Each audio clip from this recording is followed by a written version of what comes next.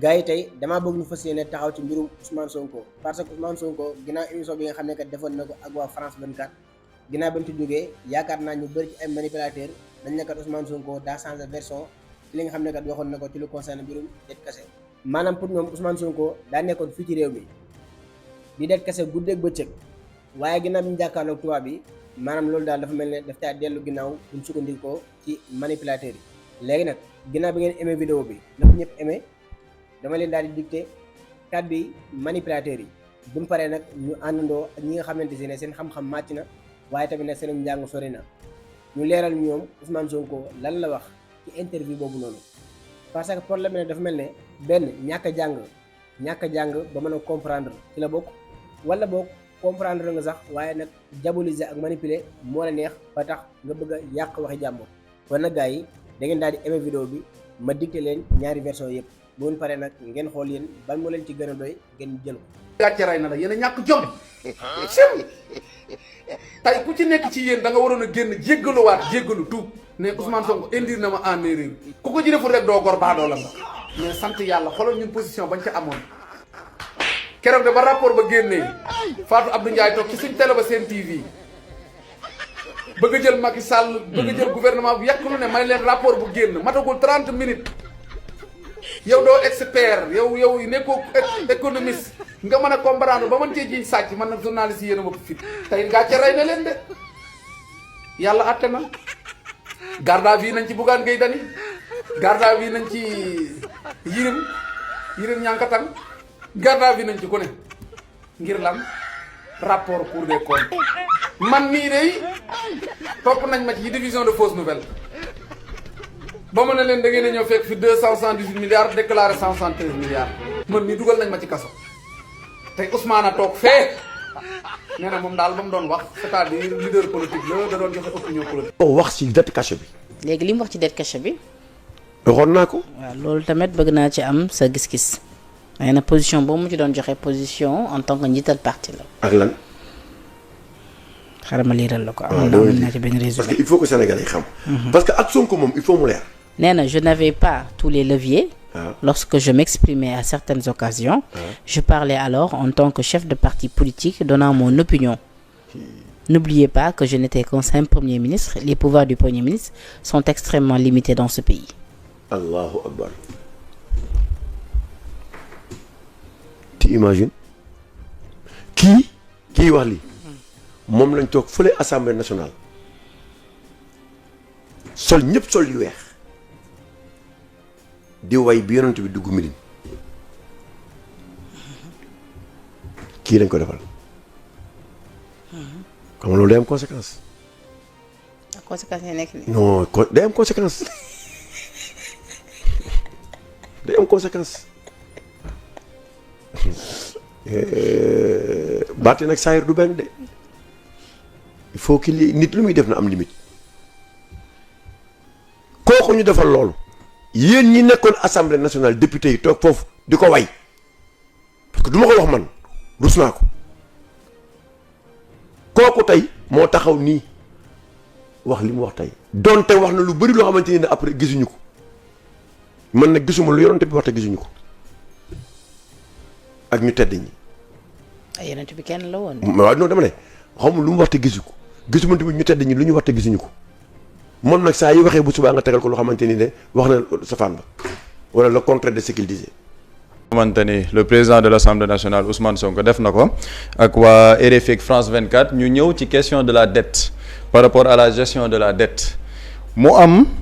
ay questions yoo xamante ni soulevé nañ ko fa ba am benn appellation bu fa ñëw boo xamante ni dañ koy tuddee dette odieuse léegi par rapport ak question wu dette bi bañ koy nekk di ko indi. Ousmane Sonko commencé di tontu par rapport à la gestion de cette dette am loo xamante ne mu ngi ko doon indi ci ay leeral ba journaliste bi nga xamante ne moom moo fa teewaloon RFI laaj ko est-ce que ñoom waruñu woon jël kon seeni matukaay pour mën a def l'annulation de la dette li tax may def précision boobu mooy par rapport ak yenn journaux li ñu titré tey ci naan Ousmane Sonko dafa delluwaat ci ay kàddoom par rapport à cette dette. loolu journaliste bi moom moo ko posé question te ñu dañuy dem avec la complicité de la régie ñu teewlu question bi ak réponse bi nga xamante ni Ousmane Sonko joxe na ko fa ñu delluwaat ci plateau bi. Vous auriez pu demander son annulation comme une dette odieuse. Oui, dette odieuse, vous utilisez le terme, je l'ai utilisé 1 ou 2 fois. C'est toute une procédure. Je n'avais pas tous les leviers. Quand je parlais à certaines occasions, je parlais en tant que chef de parti politique qui donne son opinion. N'oubliez pas que j'étais simple Premier ministre. Les pouvoirs du Premier ministre sont extrêmement limités dans ce pays. Vous étiez en désaccord avec le président sur ce sujet? On n'en a jamais discuté. On a toujours été en phase sur la gestion de la dette jusqu'à notre dernière discussion où la question a été soulevée et qu'il m'a confirmé que la ligne n'a pas changé. Nous allons voir ce qui va se passer dans les semaines ou mois à venir. Cette dette, elle est effectivement pour partie odieuse. Il faut du courage politique pour poser ce débat-là et j'espère que j'ai eu à me prononcer sur cela à plusieurs reprises à travers mes interventions en tant qu'homme politique. J'espère simplement que l'exécutif actuel prendra ses responsabilités pour aller dans ce sens et discuter. ci extrait bi ñu war ci jàpp ñaari termes yu am solo Ousmane Sonko dafa ne cette dette elle est effectivement pour partie odieuse fekk journaliste bi moom moo wax le terme de dette odieuse Ousmane Sonko ne cette dette elle est effectivement pour partie odieuse loolu nañ ko téye ba ci kanam mu ne dafa mës a nekk en accord avec le président sur la gestion de la dette et que moom par rapport à l'annulation de la dette bi nga xamante ni journaliste mu ngi ko doon wax ni il n'avait pas tous les leviers nañ tey tamit expression boobu il n'avait pas tous les leviers parce que moom il faut le rappeler il n'était que simple premier ministre ñu téye ñaari yooyu cette dette elle est pour partie odieuse il n'avait pas tous les leviers nit ñi par rapport à la manipulation ñu ngi ne il est revenu sur la dette cachée il n'est pas revenu sur la dette cachée dafa ne cette dette elle est pour partie odieuse et par rapport à la dette cachée avant ñoo dem ci dette odieuse boobu il est important de rappeler que Ousmane Sonko ba mu defee sa conférence de presse pour parler de la dette cachée qui a été certifiée par un rapport de la Cour des comptes certifiée par un rapport externe du cabinet Mazars ça a été aussi certifié par le FMI ça c'est important de le rappeler parce que nit ñi dañoo bëgg a gëmloo ni dette cachée musul am et que Ousmane Sonko dafa dellu si ci ay kàddoom dette cachée musul exister mais dette cachée boobu au-delà de Ousmane Sonko FMI bi nga xamante ne tey mooy suñu partenaire bilatéral di war a def mission au Sénégal dafa accepté woon ni effectivement il y avait une dette cachée te loolu dañ ciy teewlu li nga xamante ni moom mooy intervention bu chef de mission au FMI defoon alors ci rajo France Internationale muy RFI pour confirmer la version de la Cour des comptes bi nga xamante ni Ousmane Sonko defoon na ko ci ak waxoon na ko ci ñu teewlu ci élément bi dellu si waat ci plateau bi. Dans son audit, la Cour des comptes parle d'une dette à près de 100% du PIB. En êtes-vous arrivé à la même conclusion que les autorités actuelles, à savoir que l'administration précédente a délibérément menti aux partenaires financiers du pays au sujet de l'état économique du pays? Comme le rapport de la Cour des comptes le dit très clairement, il y a eu une décision qui était très consciente de sous-estimer ce stock de la dette pendant les années précédentes. Donc on est d'accord avec la conclusion du rapport de la Cour des comptes. Donc on peut parler de mensonge? Il y a une sous-estimation. Donc on a une partie de la dette qui a été cachée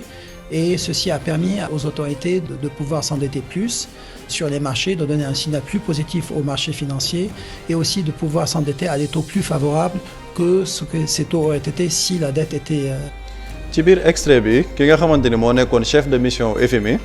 dañu ne ñoom effectivement ils sont en accord avec le rapport de la Cour des comptes ni effectivement il y a eu une dette cachée boo xamante ni moom moo permettre à l'État ñu war a dem di mën a lebi ji sur le marché sans pour autant donner les vrais chiffres donc la dette elle a été certifiée par le Sénégal certifiée par le FMI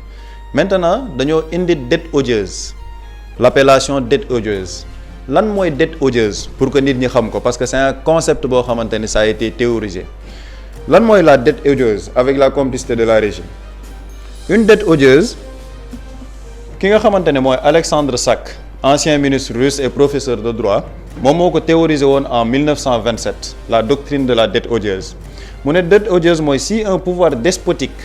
contracte une dette non pas pour les besoins et dans les intérêts de l'État mais pour fortifier son régime despotique pour réprimer la population qui le combat et cette dette est odieuse pour la population de l'État entier. Cette dette n'est pas obligatoire pour la nation, c'est une dette de régime, dette personnelle du pouvoir qu'il a contractée, par conséquent elle tombe avec la chute de ce pouvoir. mu ne dette odieuse mooy loo xamante ne pouvoir despotique moom moo koy jël ci loo xamante ne du intérêt population bi ñu nëbb ko population bi donc pouvoir bii ñëw après ce pouvoir n'est pas lié par cette dette odieuse bi nga xamante ne dañ leen ko jox donc mën nañ ko sax bu leen neexee ñu ne duñ ko fay loolu mu nekkoon la théorie de Alexandre Sachs en 1927 xam nga moom mu ngi ne pouvoir despotique avec li nga xamante ne moom mooy avancée bi gars yi ne même l'appellation de la dette odieuse mën nañ ci boole les pouvoirs démocratiques yi nga xamante ni dañuy contracter une dette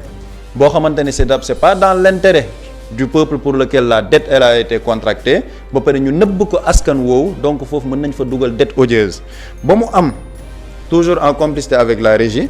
ci dette odieuse bi selon la doctrine mu am ay avancées ci doctrine boobu ñu ne pour qu'une dette soit odieuse et donc nulle elle doit remplir 2 conditions.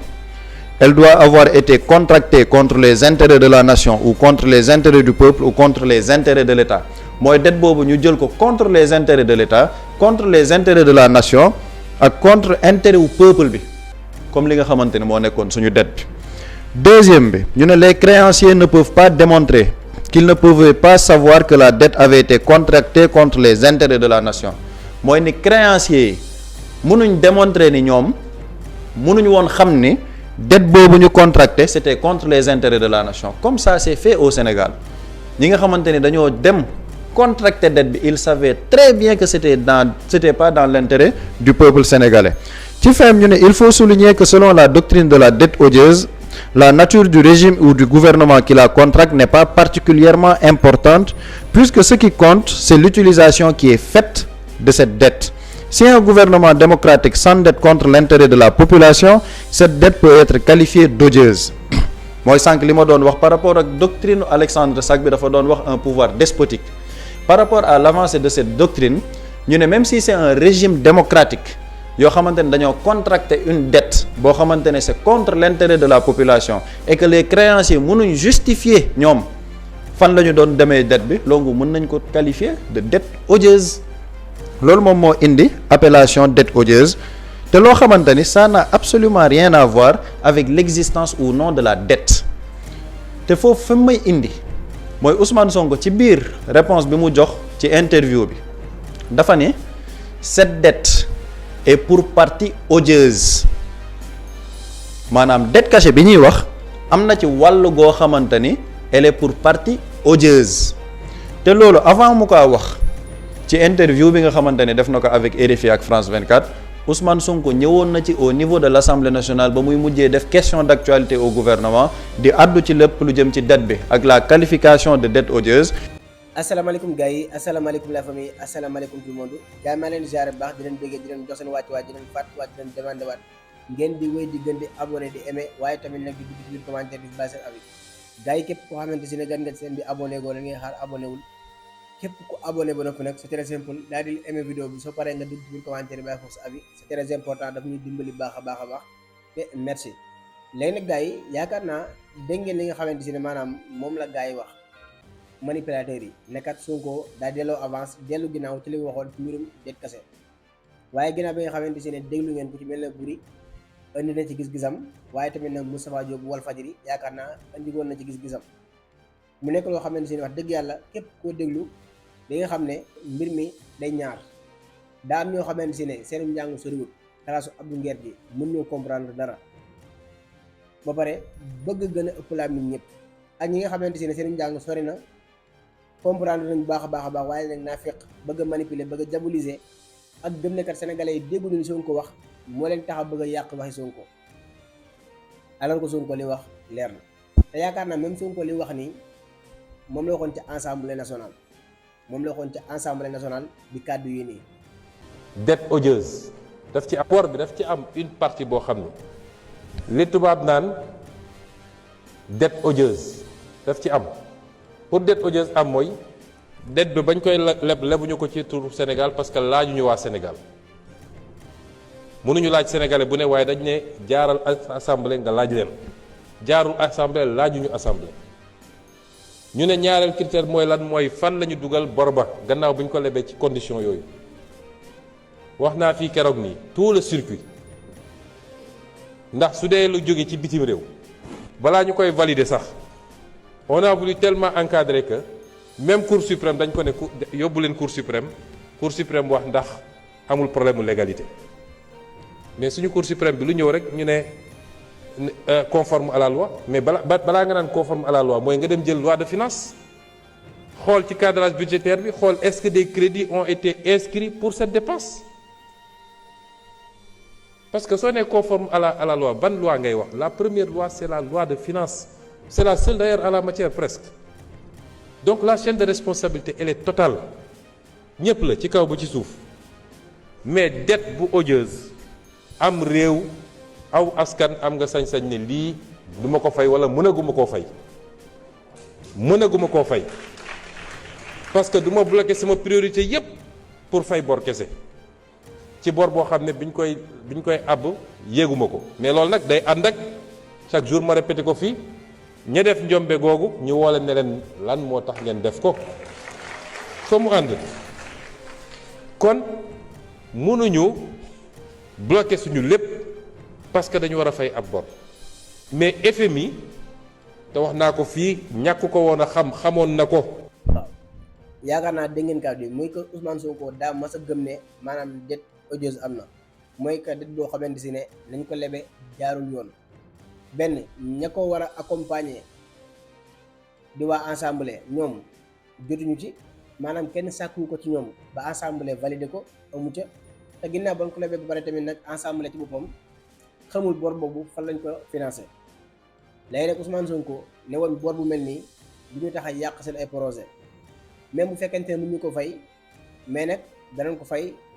mën nañ ko fay waaye nag ndaka lañ ko fas yéenee fayee loolu question la bu ñu war a taxaw. deuxièmement tamit day laaj ñi defoon tooxi doona gu mel noonu yoon am fu mu jaar ak ñoom ban wax ñoom liñ def ci ay bêtises ban koy def fan lañ ko tegoon waaye booba léegi gis nañ coono yi nga xamante ne maanaam Ousmane Sonko mu ngi koy daj ci wàllum det kase sax fekku ci président bi nga xamante ne moom gëm na ne daa war a rendre compte président bi nga xamante ne moom gëm na ne Ousmane Sonko daf ko yàqal ba du mën a gouverner ni mu ko bëggee maanaam président boobu noonu li ñëpp boo ko gis mooy li Ousmane Sonko sonné ci wàllum det kase pour lan mbir mu leer maanaam coono yi nga xam ne kat Ousmane Sonko mu ngi koy def pour que mbir moomu ñu leeral ko coono yooyu fekku ci président wala boog président moom daa gëm ne maanaam lii nii bokkul ci li nga xamante ne dañ koy xaar ci moom pour lan moo ni ci ay leeral topp ñu ko defoon président tamit nag war ngaa taxaw wax askanu Sénégal yow ban façon bilan nga bëgg bilan boo xamante ne mboolem farata yi gars yi di xaar ci yow pare woo pour def ci benn lekkoon ni maanaam yow ban façon bilan nga bëgg bilan boo xamante ne maanaam daal seen ay farata yi taxaw di xaar dara loo ci fas yéene def amu ci du wàllum det kase ba war a leeral du wàllum reddition des comptes du wàllum justice kon yow maanaam ban façon bilan nga bëgg nañ la may fii 2029 xëy na bu ñu ci àggee di ñu présenté bilan bu askan bi mën a xool mais ca dëgg-dëgg bu ñu waxante dëgg awagoo yoon def bilan bu kontaan loo askanu Sénégal c'est boo nga xam ko waaw. léegi nag gars yi yaakaar naa dégg ngeen li nga xamante ne maanaam moom moo concerné woon sortie Ousmane Sonko mu ñu def fee ca France 24 léegi nag yaakaar naa dégg ngeen version yi kenn ku nekk ci yéen nag na choisir bi nga xamante ne moom la ci gëm ndax Ousmane Sonko daa delloo avance waxee ci noo xam ne que waxewu ko ci woon wala boog ndax ni mu ci mas a waxee ba léegi nii même position boobu la ci am waaw wala déet.